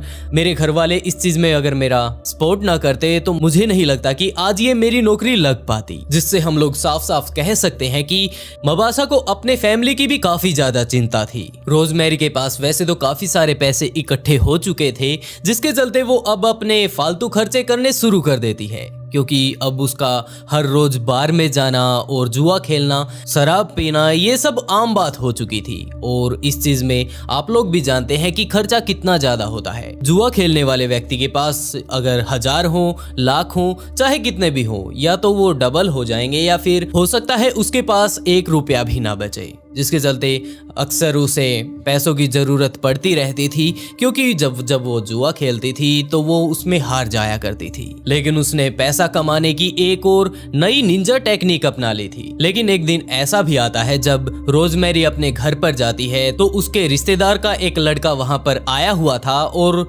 रोजमेरी जब उससे मिलती है तो वो कहती है कि अगर तुम अपना इंश्योरेंस करवा लेते हो तो ये तुम्हारे लिए काफी ज्यादा फायदेमंद रहेगा। वो अपने उस रिश्तेदार के लड़के से बताती है कि तुम्हारे घर में काफी ज्यादा आर्थिक तंगी चली हुई है, इस तरह के हमारे पास पुलिस स्टेशन में भी काफी सारे केस आते हैं, और तुम भी जानते हो कि तुम्हारे घर में एक सिर्फ कमाने वाले तुम ही हो। भगवान ना करे कल को तुम्हें कुछ अगर हो जाता है तो तुम्हारे घर वालों का क्या होगा। जिसके चलते उसका वो रिश्तेदार भी पूछता है कि अब इसका सॉल्यूशन भी तुम ही बताओ कि मुझे क्या करना चाहिए। जिसके चलते रोजमेरी उसे कहती है कि तुम अपना सबसे पहले इंश्योरेंस करवाओ। वो भी रोजमेरी की बातों को सुनकर कहता है कि ये बात तो तुम बिल्कुल ठीक कह रही हो, अगर कल को बाय मिस्टेक मेरे साथ अगर कुछ हो भी जाता है तो मेरी फैमिली को मेरे जाने के बाद भी जरूर कुछ ना कुछ तो मिलेगा। जिसके बाद वो उसका इंश्योरेंस करवाने में भी काफी ज्यादा मदद करती है। और दूसरी तरफ जब वो व्यक्ति कहता है कि यार इसकी तो हर महीने किस्त भरनी होती है, मेरे पास इतने पैसे तो नहीं होते, तो रोजमेरी ने कहा कि तुम इस बात की चिंता बिल्कुल मत करो, मैं अब सरकारी नौकरी लग चुकी हूँ, इस चीज में कभी कभार मैं तुम्हारी मदद कर दिया करूंगी। आखिरकार तुम मेरे रिश्तेदार जो हो। वो अपने उस रिश्तेदार का इंश्योरेंस भी करवा देती है। लेकिन जब इंश्योरेंस पेपर्स पर साइन करवाए जा रहे थे तो रोजमेरी वहां पर जाकर उसके साथ साइन करती है, और वो साइन करती है उसके बहन के तौर पर नहीं, जबकि उसकी वाइफ के तौर पर। वो कहती है कि हाँ ये मेरे पति हैं और ये अपना इंश्योरेंस करवाना चाहते हैं। जिसके बाद वो उसका रिश्तेदार भी कहता है कि ये सब तुम क्या बोल रही हो, मैं तुम्हारा भाई हूँ और तुम अपने आप को मेरी पत्नी क्यों बता रही हो। जिसके बाद मडाला कहती है कि यार पुलिस में मैं लगी हूँ, मुझसे ज्यादा मुझे नहीं लगता कि तुम कुछ जानते होगे, तुम यहाँ पर साइन करो और अपने घर पर जाओ, ज्यादा इन सब चक्करों में मत पड़ो। रोजमेरी का वो रिश्तेदार वापस अपने घर पर चला जाता है। इंश्योरेंस हुए अभी लगभग 10 या 15 दिन ही हुए थे कि जब वो व्यक्ति अपने घर पर था तो एक दिन ऐसा भी आया जब उसका वो रिश्तेदार घर से अचानक अजीबोगरीब तरीके से गायब हो गया। बात अगर उस टाइम की जाए तो उस एरिया में इस तरह के सीसीटीवी फुटेज या फिर कोई ऐसी सुविधा उपलब्ध नहीं थी जिससे वो लोग पता लगा सके कि आखिरकार वो गया कहां पर। और वही बात अगर अफ्रीकन इलाके की उस पुलिस के बारे में की जाए तो वो भी इस बात पर ज्यादा ध्यान नहीं देते हैं, क्योंकि ये इलाका पूरी तरह से गरीब लोगों से भरा खड़ा था। और जिस तरह से उसका एक रिश्तेदार गायब हुआ है, इसी तरह लगभग यहाँ पर हर महीने सैकड़ों लोग गायब होते हैं। अगर वो लोग हर एक व्यक्ति को ढूंढने के लिए जाते हैं तो उनके पास इतने सारे फंड्स नहीं होते कि वो इतना खर्चा किसी को ढूंढने पर लगा सके। जिसके बाद इस केस पर इतना ज्यादा गौर नहीं किया जाता और कुछ ही दिनों बाद ये केस बंद हो जाता है। दूसरी तरफ अगर उस रिश्तेदार के घर वालों को देखा जाए तो वो काफी ज्यादा परेशान थे कि यार हमारा इस तरह लड़का गायब हो गया है और अभी तक उसका कोई सुराग नहीं लगा। लेकिन कुछ ही दिनों बाद उसकी डेड बॉडी वहां से कुछ ही दूरी पर मिलती है। जहां इस बात का पता जब उस रिश्तेदार के घर वालों को चलता है तो वो काफी ज्यादा सदमे में चले जाते हैं। लेकिन वो इलाका काफी ज्यादा गरीबी से भरा हुआ था, जिसके चलते वो लोग ज्यादा दिनों तक इस सदमे में अगर रहते तो उनकी पारिवारिक जिंदगी और भी ज्यादा बर्बाद हो जाती। वो लोग जल्द से जल्द इस बात को भूल जाते हैं और सभी लोग अपने अपने काम धंधे पर निकल पड़ते हैं। लेकिन वही बात अगर उसके इंश्योरेंस के बारे में की जाए तो उसको जाकर रोजमेरी क्लेम कर लेती है, क्योंकि उसने जब उसका इंश्योरेंस करवाया था तो वाइफ के तौर पर अपना नाम लिखवाया था, जहां उसके इंश्योरेंस के तौर पर उसे लगभग 5.5 लाख रुपए मिले। लेकिन उसने सारे के सारे पैसे अपने पास रख लिए और दूसरी तरफ उनके घर वालों को सिर्फ और सिर्फ 5,000 रुपए दिए। जिसके बाद आता है टाइम 2013 का, जब रोजमेरी अपनी बहन के पास कॉल करती है और वो उसे कहते हैं कि आ जाओ, आज हम दोनों साथ मिलकर खाना खाएंगे। ये बात सुनकर उसकी बहन को भी काफी ज्यादा अजीब लगता है, क्योंकि जब से रोजमेरी को जॉब लगी थी उसने अपने परिवार से इस तरह कभी भी बात नहीं की थी। वो हमेशा जब भी अपने घर पर मिलने आया करती थी तो पूरे के पूरे रोब से आया करती थी, जैसे कि कोई पुलिस वाला ही आया हो, ना कि उनके घर का कोई मेंबर। लेकिन जब रोजमेरी ने उसे इनवाइट किया तो उसे अजीब जरूर लगा, लेकिन आखिरकार वो उसकी बहन थी। जहां शाम होते ही वो रोजमेरी के पास जा पहुंचती है ताकि वो दोनों मिलकर खाना खा सके। वो दोनों मिलकर बड़े ही मजे से खाना खाते हैं और उसके बाद रोजमेरी की बहन वापस अपने जगह पर जहां भी वो रहा करती थी वहां पर रात को आकर सो जाती है। अगले दिन रोजमेरी फिर से अपनी बहन के पास कॉल करती है, लेकिन वो अब फोन नहीं उठाती, जिसके चलते वो चिंता करने लगती है कि आखिरकार मेरी बहन फोन क्यों नहीं उठा रही। जिसके बाद वो उसके घर पर जाती है। उसका घर लॉक था और जब वो उसको नॉक करती है तो वो अंदर से दरवाजा नहीं खोलती। तो रोजमेरी पुलिस के पास कॉल करती है और बताती है कि इस तरह मैं अपनी बहन से कल मिली थी और आज भी हम दोनों को शॉपिंग करने के लिए साथ जाना था, लेकिन वो दरवाजा नहीं खोल रही है और दरवाजा पूरी तरह से अंदर से लॉक है। मैं नहीं चाहती कि इसके साथ कुछ बुरा हो, इसलिए प्लीज आप पूरी की पूरी फोर्स लेकर जिस तरह भी आप इसकी मदद कर सकें यहाँ पर आ जाइए। जिसके बाद पुलिस वहाँ पर आकर दरवाजा तोड़कर अंदर घुसकर देखती है तो पुलिस वहाँ पर देखती है कि रोजमेरी की बहन अपने बिस्तर पर बड़े ही बुरे तरीके से पड़ी है।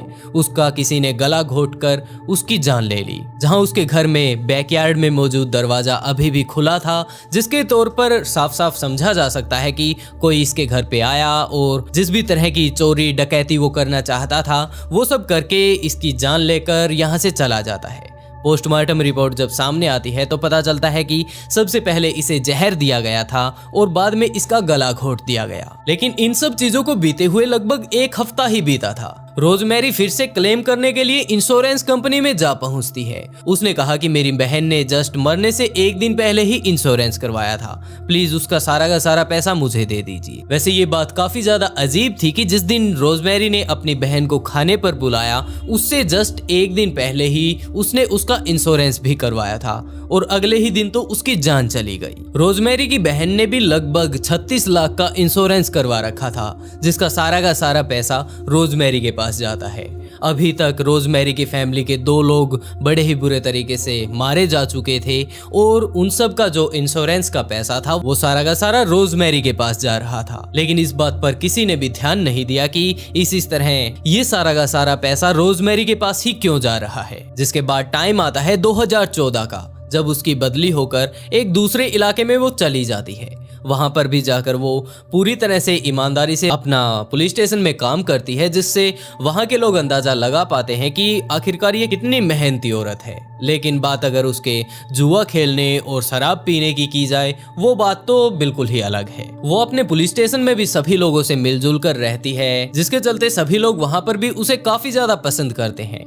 लेकिन जब भी उसे गुस्सा आता था तो वो वहीं पुलिस स्टेशन में ही कभी कभार तो शुरू हो जाती थी कि यार मेरे पास पैसे नहीं है, अब मैं कहाँ जाऊं, और वो सब पर गुस्सा होने लगती। अब तक उसने अपने उसी बॉयफ्रेंड से शादी कर ली थी और उनके घर पर एक छोटी बच्ची भी पैदा होती है, जहां वो दोनों ही मिलकर उस बच्ची से काफी ज्यादा प्यार करते हैं। लेकिन बात अगर उन दोनों के रिश्ते की जाए तो कभी न कभी उनके बीच अभी भी लड़ाई होती रहती थी। लेकिन ये लड़ाई कभी भी हद से ज्यादा नहीं बढ़ी। एक दिन इसी तरह लड़ाई करके उसका पति घर से बाहर चला जाता है, लेकिन खास बात ये थी कि वो घर से चला तो गया लेकिन वापस ही नहीं आया। जब काफी देर तक उसका पति घर पर नहीं आता है तो रोजमेरी काफी ज्यादा परेशान होने लगी और उसने जाकर पुलिस की मदद लेने की सोची कि इस तरह मेरे पति से मेरी लड़ाई हुई थी और वो वापस अभी तक घर पर आए ही नहीं है। और शायद आप लोगों को भी समझ में आ गया होगा कि अब उसके साथ क्या हुआ होगा। जी हाँ दोस्तों, बिल्कुल ऐसा ही उसके साथ भी हुआ। उसकी भी डेड बॉडी वहां से कुछ ही दूरी पर उन लोगों को मिलती है जहां उसे काफी बड़े बुरे तरीके से मारा गया था। उसको बड़े ही बुरे तरीके से मारा गया था, जहां उसे मारने के लिए लगभग उसके शरीर पर 80 बार बड़े ही खतरनाक तरीके से चाकुओं से हमला किया गया। और फिर से वही बात, शायद आप लोगों ने भी अंदाजा लगा लिया होगा कि रोजमेरी ने अपने पति का भी इंश्योरेंस करवा रखा था, जहां उसके इंश्योरेंस के तौर पर उसे 23 लाख रुपए मिलते हैं। इसी तरह लगातार टाइम बीतता रहता है और टाइम आता है 2016 का, जब उसकी भांजी उससे मिलने के लिए उसके पास आती है और अपनी कंडीशन के बारे में बताती है कि मैं भी काफ़ी ज़्यादा गरीबी से जूझ रही हूँ। तो उसने कहा कि तुम इस चीज़ की चिंता बिल्कुल भी मत लो, सबसे पहले तो तुम अपने घर वालों को सिक्योर करो और एक ये इंश्योरेंस है ये करवाओ। जहाँ उसने सबसे पहले तो उसका इंश्योरेंस करवाया और उसके इंश्योरेंस करने के लगभग 2 ही दिन बाद जब वो दोनों ही मिलकर एक गाड़ी से शहर की तरफ जा रहे थे तो उनकी गाड़ी का ही एक्सीडेंट हो जाता है, जहां उसकी उस भतीजी को काफी ज्यादा चोट आती है। लेकिन इसमें रोजमेरी बच जाती है और वो जल्द से जल्द एम्बुलेंस को कॉल करके बुला लेती है, जहां कुछ ही देर बाद एम्बुलेंस आती है और उन दोनों को ही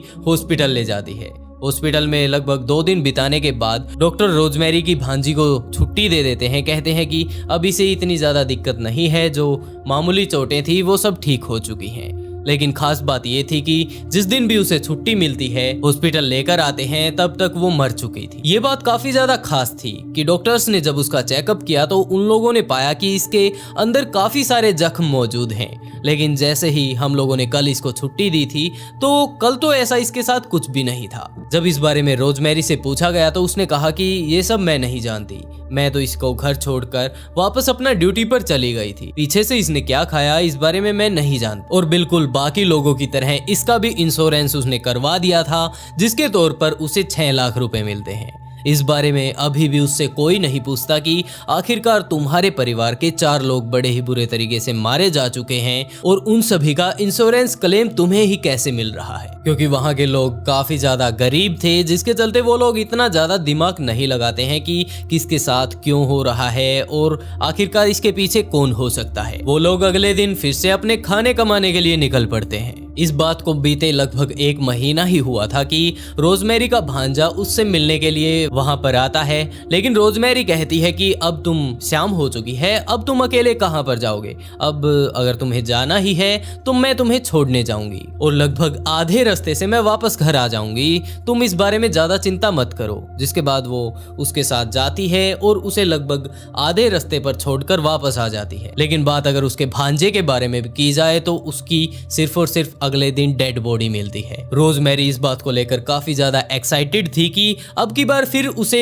पैसे मिलने वाले हैं। रोजमेरी अपने भांजे का क्लेम लेने के लिए भी वहां पर जाती है और क्लेम लेने के टाइम वो अपने आप को इस बात को साबित नहीं कर पाती है कि वो उसकी पत्नी है, क्योंकि उसने अब की बार फिर से अपने भांजे की ही अपने आप को पत्नी बनाने की कोशिश की थी। जैसे कि सबसे पहले उसने अपने रिश्तेदार के लड़के की पत्नी बनी थी, बिल्कुल उसी तरह अब की बार ये अपने भांजे की पत्नी बनती है। लेकिन उसके पास इस तरह का कोई भी सबूत मौजूद नहीं था, जिसके चलते वो इस बात को प्रूव नहीं कर पाई कि वो उसकी पत्नी है और वो इंश्योरेंस उसके हाथ से निकल जाता है। अब की बार रोजमेरी अपने फैमिली वालों के पास जाती है और उनसे मेलजोल बढ़ाने की कोशिश करती है। अब की बार फिर से उसका एक इसी तरह फैमिली मेंबर की भी मौत हो जाती है और इसी तरह दोबारा से रोजमेरी अपना क्लेम लेने के लिए जा पहुंचती है। अब की बार उसने उसकी पत्नी नहीं जबकि उसकी माँ बनकर वहां पर क्लेम लेने की कोशिश की, लेकिन उसका क्लेम इसी कारण रिजेक्ट हो जाता है कि वो अपने सारे के सारे पुख्ता सबूत उन्हें नहीं दे पाती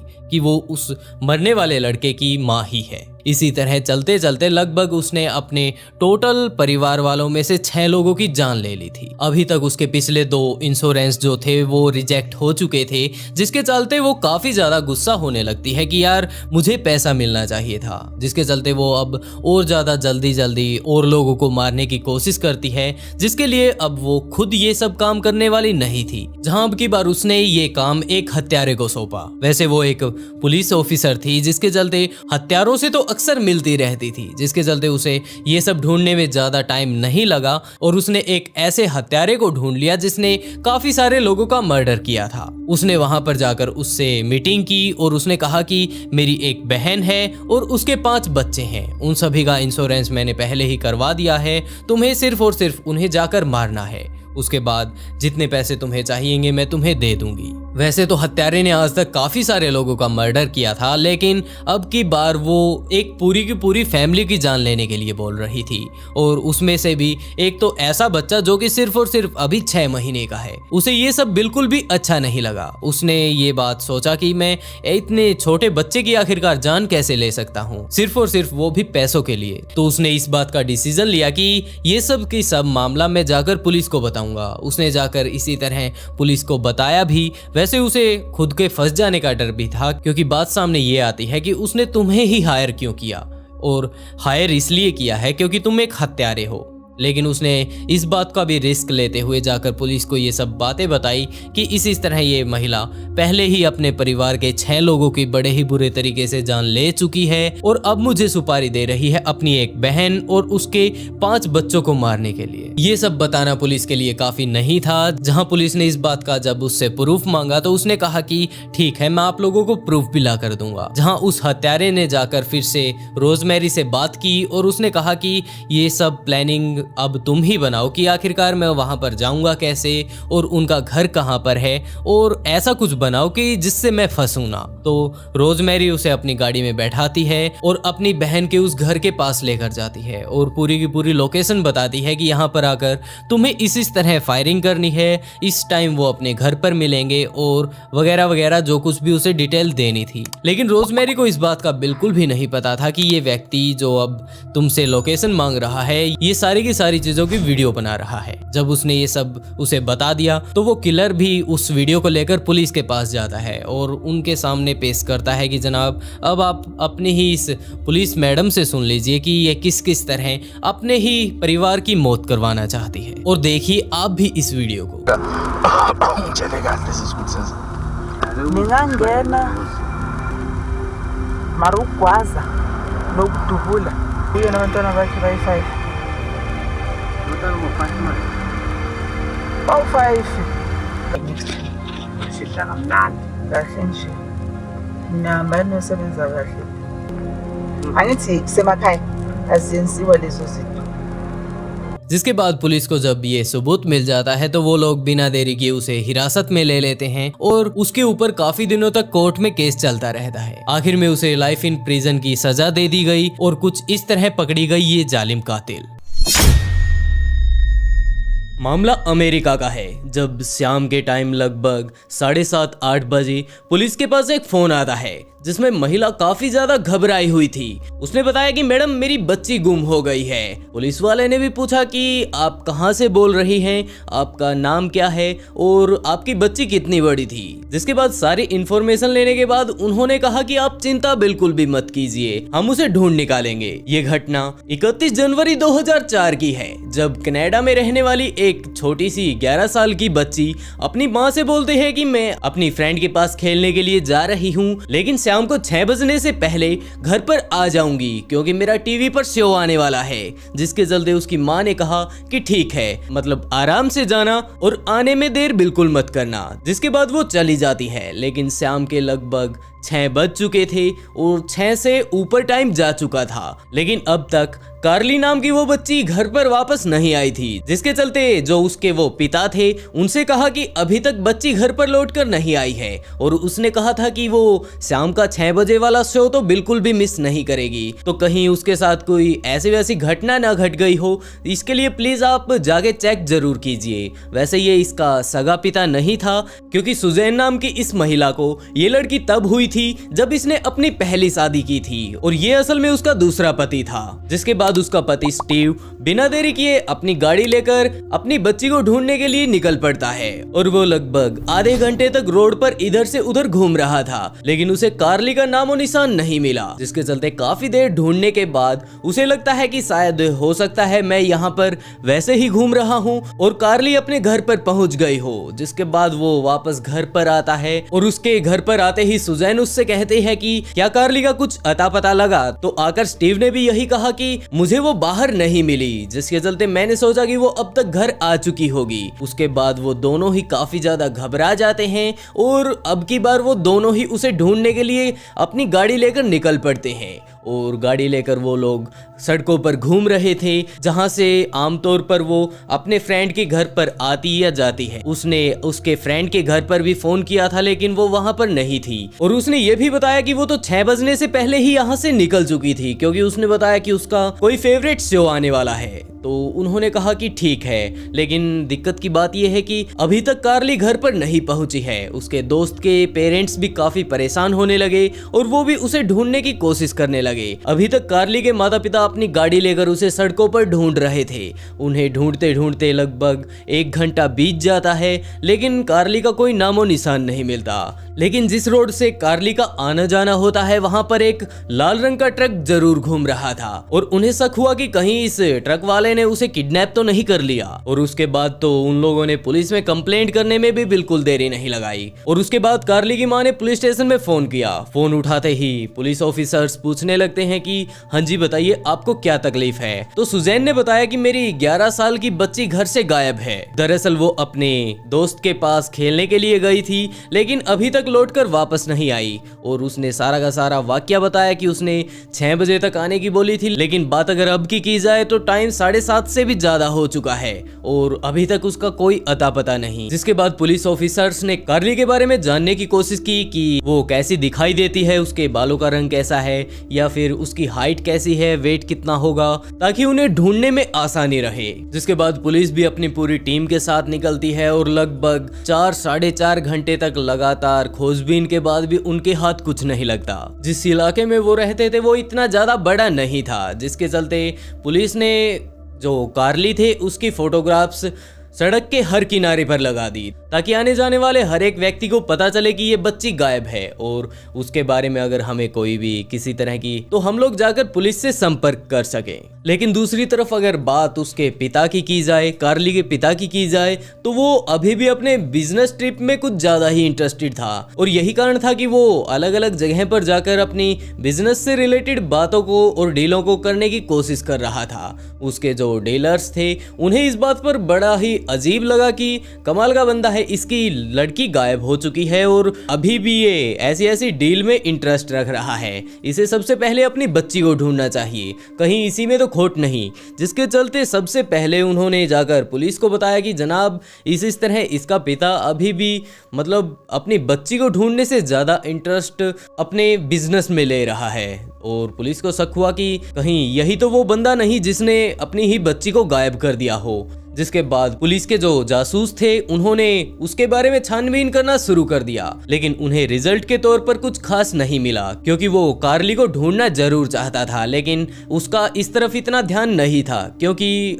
बात अगर उसके पिता की जाए तो वो उसका सगा पिता नहीं था। जिसके चलते वो उसे अपनी बच्ची की तरह तो बिल्कुल भी सीरियस नहीं ले रहा था। हाँ वो सैड जरूर था लेकिन वो चाहकर भी इस केस में इतना ज्यादा इन्वॉल्व नहीं हो पाया। और उसके बाद सुजैन ने बताया कि हमें यहाँ इस तरह एक ट्रक घूमता हुआ नजर आ रहा था और हमें शक है कि कहीं उस ट्रक वाले ने ही हमारी बच्ची को किडनैप ना कर लिया हो। और वो ट्रक अगले दिन भी वहीं पर घूम रहा था जिसके चलते पुलिस ने उस ट्रक के नंबर्स ट्रैक किए और जानने की कोशिश की कि आखिरकार ये ट्रक किस चीज़ का है और ये यहाँ पर क्यों घूम रहा है। तो इन्वेस्टिगेशन में उन्हें हाथ सिर्फ यही लगा ये एक ऐसा ट्रक है जिसका यहाँ पर आना जाना लगा रहता है और अगर इस ट्रक में किसी तरह का खोट होता तो अब ये यहाँ पर नहीं आने वाला था लेकिन ये अभी भी रेगुलर अपना काम कर रहा है। सुजैन काफी ज्यादा घबराती जा रही थी क्योंकि टाइम देखते ही देखते बीता जा रहा था लेकिन अभी तक उसके बच्ची की कोई खोज खबर नहीं थी। जिसके बाद उसने जाकर पुलिस से कहा कि सर प्लीज इन्वेस्टिगेशन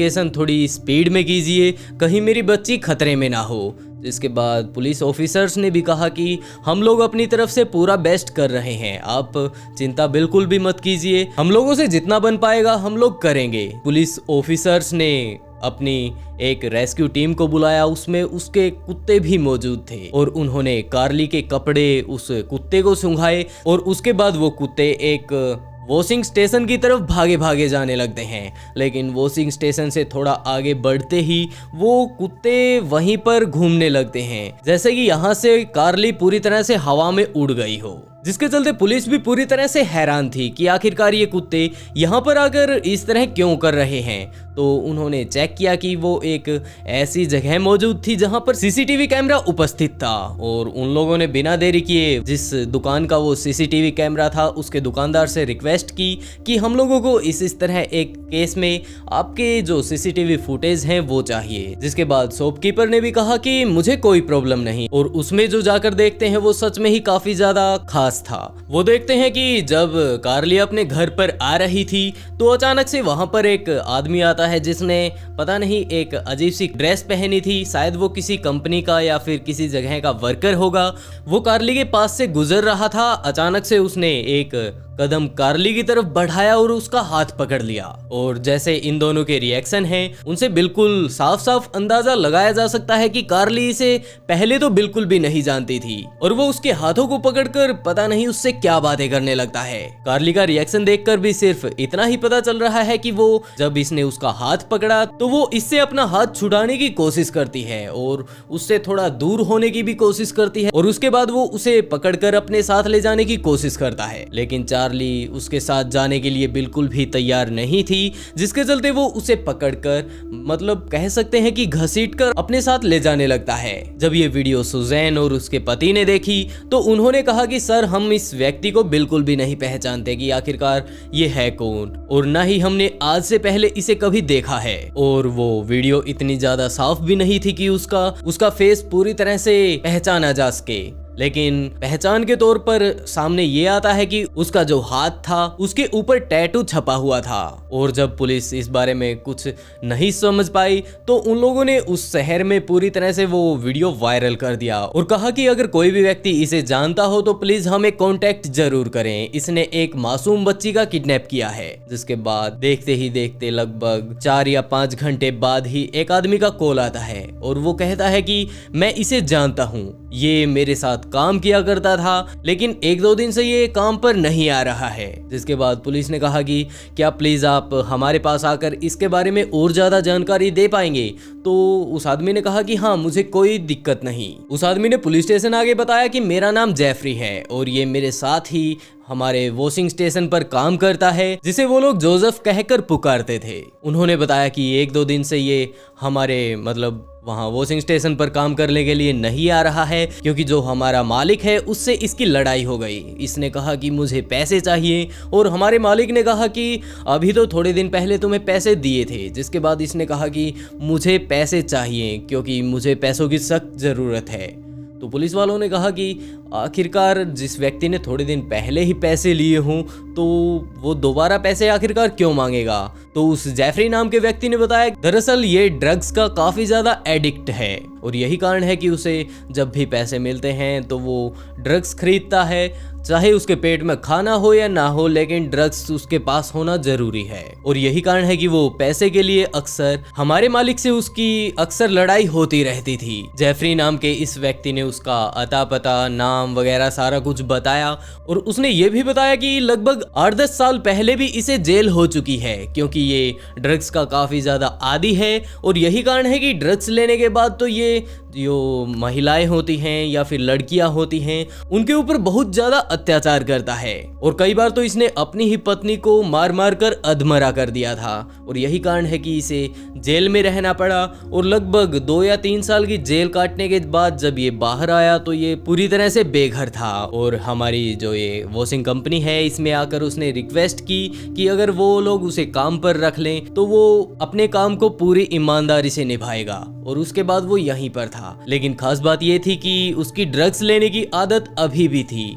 उसे इस बात से कोई मतलब नहीं था कि कंपनी वाले उसे खाने के लिए पैसे दे रहे हैं या नहीं। वो रिक्वेस्ट सिर्फ इस बात की करता था कि मुझे कुछ दवाइयाँ लेनी हैं तो प्लीज़ मुझे पैसे दे दीजिए। और दवाइयाँ असल में उसकी ड्रग्स ही थी। और जिस दिन वो हमारी कंपनी के मालिक से लड़ाई करके गया उस दिन भी जाकर उसने काफ़ी ज़्यादा नशा किया था। उसने ये भी बताया कि वो अपने एक दोस्त की वाइट कलर की गाड़ी उधार लेकर वहाँ पर बाद में वॉशिंग स्टेशन पर आया था और उस टाइम भी वो काफ़ी ज़्यादा नशे में था। और उसने कहा था कि तुम लोग इसी तरह पूरा दिन मेहनत करो और अपने घुटने घिसाते रहो, तुम्हें कुछ नहीं मिलने वाला, ये देखो ये है असली गाड़ी। और ये मेरी है। जिसके बाद वो लोग समझ चुके थे कि ये इसका हर रोज का काम है और वो लोग अपने अपने काम पर जुट गए। जिसके बाद वो अपनी गाड़ी लेकर वहां से चला गया। पुलिस ने कहा कि क्या तुम उसका घर या फिर जो भी अता पता वो जहां पर वो रहता है उसके बारे में बता पाओगे? तो उस आदमी ने भी कहा कि क्यों नहीं। उसने उसका पूरा पता दिया। जिसके बाद पुलिस जा पहुंची जोसेफ के घर पर। पुलिस ने जब उसके घर के बाहर जाकर देखा तो वो गाड़ी अभी भी वहीं पर खड़ी हुई थी जहां पर जोसेफ बड़े ही मजे से बेड पर लेटा हुआ था। और पुलिस ने बाहर से दरवाजा खटखटाया कि जोसेफ क्या तुम घर पे हो? तो अंदर से किसी तरह की आवाज नहीं आई। जिसके बाद उसके जो पड़ोसी थे उनसे उन्होंने पूछा कि क्या जोसेफ घर पे ही है? तो पड़ोसियों ने बताया कि हाँ वो घर पे ही है, लेकिन थोड़ा उसे जोर से चिल्लाकर बताओ कि बाहर दरवाजे पर कोई खड़ा है, क्योंकि वो अभी भी शायद टुल होकर पड़ा होगा, क्योंकि उसे ड्रग्स लेने की काफ़ी ज़्यादा आदत है। जिसके बाद पुलिस ने और ज़्यादा तेज़ी से दरवाज़ा खटखटाया और उसके बाद टक्कर खाता खाता जोसेफ आया और बोला, जी जनाब बताइए मैं आपके लिए क्या कर सकता हूँ? तो पुलिस ने कहा कि आइए आप कुछ मत कीजिए, करेंगे हम, चलिए आपकी सेवा करते हैं। जिसके बाद वो लोग उसे गाड़ी में डालकर पुलिस स्टेशन ले आते हैं और पुलिस स्टेशन में लाने के बाद कहते हैं कि बताओ आखिरकार तुम 2 दिन पहले कहाँ पर थे? तो उसने कहा कि मेरी अपने कार वॉश वाला जो मालिक है उससे थोड़ी अनबन हो गई थी, उसके बाद मैं अपने घर पर आ गया। जिसके बाद उन्होंने कहा कि क्या तुमने एक लड़की को किडनैप किया है? जिसके बाद जोसेफ ने कहा कि जनाब मैं किडनैपर थोड़ी हूँ, मैं एक गाड़ी साफ करने वाला हूँ, ना कि किसी तरह का किडनैपर। पुलिस भी पूरी तरह से समझ चुकी थी कि ये बंदा अभी पूरी तरह से टुन है, इससे बात करने का कोई फायदा नहीं। जिसके बाद उसे लगभग 1 रात तक जेल में रखा गया और अगली सुबह उससे पूछताछ करनी शुरू की गई। जब जोसेफ से पूछताछ की जा रही थी तो जोसेफ से उन लोगों ने पूछा कि क्या तुम्हें किसी तरह की जरूरत है? तो उसने कहा कि मैं सिगरेट पीना चाहता हूँ। पुलिस भी इस बात को लेकर काफी ज्यादा हैरान थी कि हम लोग इतने बड़े एक इन्वेस्टिगेशन पर काम कर रहे हैं और ये बंदा सिगरेट पीने की पूछ रहा है। Hey, Did you say something? do you think that I could smoke or no? हम लोग अगर इसे छोड़ देंगे तो ये घर पर जाकर कुछ भी कर सकता है, लेकिन इसे ये मतलब लगता है ये हमारे साथ टाइम पास कर रहा है। जिसके बाद उन्होंने उसे फिर से बड़े ही प्यार से पकड़ा और उससे पूछताछ करनी शुरू की कि आखिरकार तुमने क्या क्या कांड रचे हैं, हमें साफ साफ बता दो वरना हम लोग फिर प्यार से पूछेंगे। जिसके बाद उसने कहा कि जनाब ऐसा कुछ भी नहीं, सबसे पहले मेरे मालिक से लड़ाई हुई, उसके बाद मैं अपने दोस्त के पास गया और उसके पास जाकर मैंने उससे उसकी गाड़ी मांगी ताकि मैं अपने जो साथ में काम करने वाले लोग हैं उनको जाकर बता सकूं कि मेरे पास एक गाड़ी है। मैं उन्हें सिर्फ जेलस करना चाहता था। जिसके बाद मैं अपनी गाड़ी में बैठा और वापस अपने घर पर आ गया। लेकिन पुलिस ने जब जोसेफ के बारे में और ज़्यादा इन्वेस्टिगेशन करना शुरू किया तो उन्हें पता चला कि ये ऐसा ही काम पहले भी कर चुका है। जब इसने अपनी वाइफ को पीटा था तो इसने ड्रग्स के नशे में ये सब किया था और जब इसकी ड्रग्स का नशा उतरा तो इसने अपनी वाइफ से खुद पूछा कि तुम्हें इतनी सारी चोट कैसे लग गई। जिसके बाद इसकी पत्नी काफ़ी ज़्यादा हैरान थी कि यार तू बंदा कैसा है, सबसे पहले तो मेरा जबड़ा तोड़ दिया और अब ये पूछ रहा है कि तुझे चोट कैसे लगी। और उसने सारा का सारा जाकर मामला पुलिस को बताया और पुलिस ने उसे उस इन्वेस्टिगेशन करने के बाद जब जूरी ने उसे सजा दी तो उसे जेल भेज दिया गया। लेकिन अब की बार पुलिस वालों ने गौर किया तो पुलिस वाले समझ गए कि ये बंदा जब भी ड्रग्स लेता है तो ये पूरी तरह से सुन्न हो जाता है और इसे बिल्कुल भी नहीं पता कि ये काम क्या कर रहा है। जिसके चलते वो उसके काफी सारे टेस्ट करवाते हैं। टेस्ट में नतीजा सामने ये आता है कि जब ये ड्रग्स ले लेता है तो उसके बाद इसे खुद नहीं पता होता कि ये क्या कर रहा है। और यही कारण है कि जब जोसेफ की अपने मालिक के साथ लड़ाई हुई तो वो अपने दोस्त के पास जाता है और उसके पास से उसकी गाड़ी लेता है और अपने 2 साथी थे उनको दिखाकर कि मेरे पास गाड़ी है बला बला, उसके बाद अपने घर पर जाता है और वहां पर ड्रग्स का नशा लेकर अपनी गाड़ी को लेकर फिर से रोड पर घूमने लगता है। लेकिन जैसा कि पहले ही मैंने आपको बताया कि उसे या तो किसी तरह की कोई लड़की दिखाई दे या फिर महिला दिखाई दे तो वो उसे बड़े ही बुरे तरीके से पीटने लगता है। और ऐसा ही कुछ यहाँ पर भी हुआ क्योंकि जब उसे नौकरी से निकाल दिया गया तो वो अपनी ड्रेस में ही था और उसके बाद वो अपनी ड्रेस में ही अपने दोस्त के घर गया, उसकी गाड़ी ली और उस टाइम उसने किसी भी तरह का नशा नहीं कर रखा था, जिसके चलते उसके दोस्त ने भी उसको गाड़ी बड़े ही मजे से दे दी, लेकिन उसे नहीं पता था कि ये घर पर जाकर नशा कर लेगा और उसके बाद इस गाड़ी को यूज मिलेगा एक कत्ल करने के। उसने घर पर जाकर नशा किया और अभी तक उसने अपनी ड्रेस नहीं बदली थी, जिसके बाद वो अपनी गाड़ी को लेकर रोड पर घूम रहा था तो उसे कार्ली नजर आई और कार्ली को देखते ही वो पूरी तरह से बदल गया, जैसे कि वो लेडीज के प्रति कुछ ज्यादा ही गुस्सैल स्वभाव बना लेता है जब ड्रग्स लेता है। तो अभी भी उसने ड्रग्स ले रखी थी और यही कारण है कि उसने चार्ली को पकड़ा और थोड़ा धमकाकर घसीटते हुए अपने साथ ले गया, जिसके बाद पुलिस ने उसके ऊपर दबाव बनाना शुरू कर दिया और कहा कि अब बताओ कि आखिरकार वो लड़की है कहां पर, वो जिंदा भी है या फिर तुमने उसे मार डाला। जिसके बाद उसने कहा कि जनाब मुझे, लेकिन थोड़ी देर और इन्वेस्टिगेशन करने के बाद आखिरकार उसे याद आ जाता है कि उसने उसे कहां पर छोड़ा था और आखिरी टाइम जब उसने उस लड़की को पास के जंगल में छोड़ा तो उसने उसे मार डाला था। जब कार्ली की बॉडी की ऑटोप्सी की गई तो उन्हें पता चला कि इसे गला घोंटकर मारा गया है और वो ज्यादा चिल्लाए ना, इसलिए उसने उसके मुंह में कपड़ा ठूस दिया था और अपनी खुद की मदद भी ना कर पाए, इसलिए उसने उसके दोनों हाथों को पीछे की तरफ बड़े ही बुरे तरीके से बांध दिया था। लेकिन जैसे ही उसने उसका गला घोंटकर उसे मारा तो उसके दोनों तो हाथों को खोल दिया और मुंह से कपड़ा निकाला और उसके जो गले में रस्सी थी उसे भी वहीं पर फेंक दिया। जिसके बाद जब वो इस तरह के जुल्म में दोषी पाया गया तो जूरी ने कहा कि ऐसे व्यक्ति को जिंदा रहने का कोई अधिकार नहीं, इसे 20 साल तक जेल में रखना चाहिए और उसके बाद इसे जहर का टीका देकर मुक्ति दे देनी चाहिए। ऐसा फैसला सुनाकर उसने केस को बंद कर दिया। लेकिन जैसे जैसे टाइम बढ़ता गया तो जूरी ने आगे चलकर ये फैसला बदल दिया और उसने कहा कि इसे किसी भी तरह का कोई जहर का इंजेक्शन देने की जरूरत नहीं है, इसे पूरी जिंदगी जेल में ही सड़ने दो।